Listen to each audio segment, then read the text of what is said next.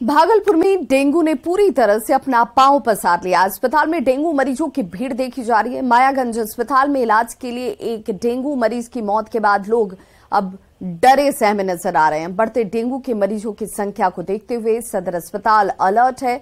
सदर अस्पताल में डेंगू के मरीजों के लिए 15 बेड की व्यवस्था की गई है। साथ ही पर्याप्त मात्रा में दवा की उपलब्धता कराई गई। जायजा लिया संवाददाता विकास कुमार सिंह ने।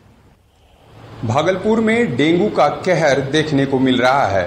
मायागंज अस्पताल में भर्ती डेंगू के एक मरीज के मौत के बाद अस्पताल प्रबंधक पूरी तरह से सतर्क नजर आ रहा है। खासकर सदर अस्पताल में डेंगू की मरीज के लिए पर्याप्त बेड की व्यवस्था की गई है। सदर अस्पताल में 15 बेड बनाए गए हैं और साथ ही पर्याप्त मात्रा में दवाई की भी व्यवस्था की गई है। अगर डेंगू के मरीज की पुष्टि होती है, अगर वो सदर अस्पताल में भर्ती होते हैं तो आसानी से इलाज मुहैया कराया जा सके। साथ ही सभी बेड पर मच्छरदानी की भी व्यवस्था की गई है। सर, कितना तैयार है सदर अस्पताल डेंगू को लेकर के?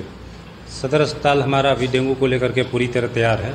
हम लोगों ने अभी 15 बेड की व्यवस्था कर रखी है और अगर उससे बढ़ाने की ज़रूरत पड़ती है तो उसकी व्यवस्था है।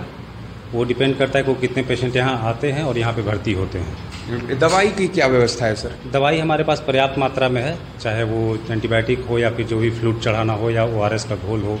जाँच की व्यवस्था पूरी तरह से है, तो इसमें कहीं कोई कमी नहीं है। डेंगू के मरीज की पुष्टि हुई है, भर्ती हुई है अस्पताल में डेंगू के मरीज? जी हाँ, डेंगू के मरीज की अभी दो मरीजों की पुष्टि हुई है, जिसमें अभी दोनों पेशेंट अभी एडमिट हैं और दोनों स्टेबल हैं और उनको जो दवाई चलना चाहिए वो चल रहा है।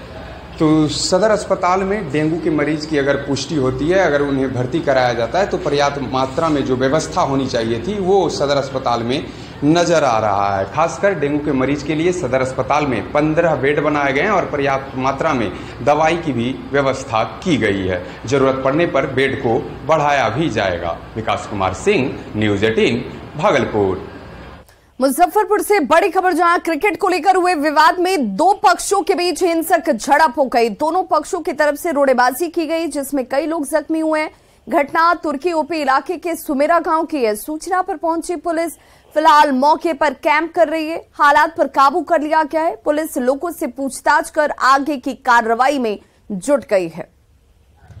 तो क्रिकेट के विवाद में देखिए कैसे दो पक्षों के लोग एक दूसरे से ही उलझ गए और ये हिंसक झड़प देखने को मिली है, जहां पर स्थिति को कंट्रोल में हालांकि पुलिस की तरफ से अब कर लिया गया है।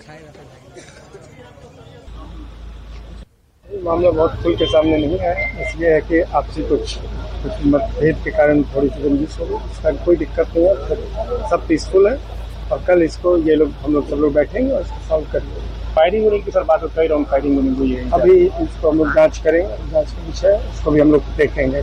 कुछ लोगों को डिटेन भी किया गया है। नहीं, अभी ऐसा कुछ नहीं हुआ है। कुछ लोग को थोड़ा चोट लगा था तो उनको भी हमने भेज दिया प्राथमिक उपचार के लिए। बाकी जो भी चीजें बची है वो हम लोग कल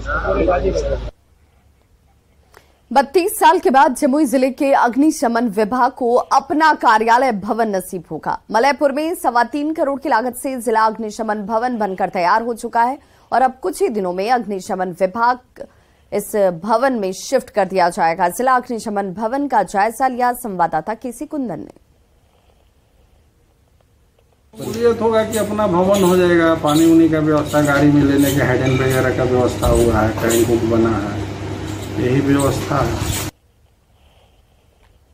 जमुई को जिला बने 32 साल हो गए, लेकिन अभी तक इस जिले में अपना अग्निशमन विभाग का कार्यालय नहीं था।